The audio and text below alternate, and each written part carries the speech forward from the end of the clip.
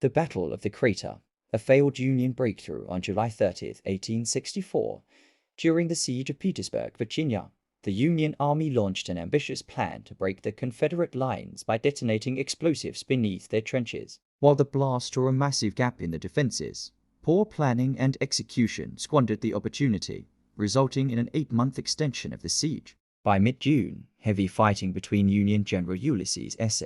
Grant and Confederate General Robert E. Lee had stalled, leading both sides to entrench at Petersburg, just south of Richmond. Grant, wary of costly frontal assaults, opted for a siege. In late June, soldiers of the 48th Pennsylvania Infantry, many of them experienced coal miners, began digging a tunnel over 500 feet long beneath the Confederate fortifications. At the tunnel's end, they added 75 feet of side shafts, packing them with 4 tons of gunpowder. Before dawn on July 30th, Union forces lit the fuse. At 4:44 a.m., the explosion obliterated a Confederate battery and most of a regiment, leaving a crater 170 feet long, up to 80 feet wide, and 30 feet deep. A Confederate soldier later recalled that several hundred yards of earthwork with men and cannon was literally hurled 100 feet in the air despite the devastating blast.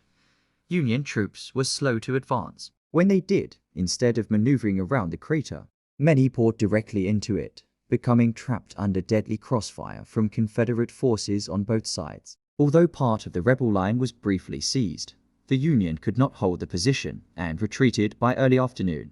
The failed assault sparked blame within Union leadership. Corps Commander General Ambrose Burnside had originally planned for units from the United States colored troops to spearhead the attack, but Army of the Potomac Commander George G.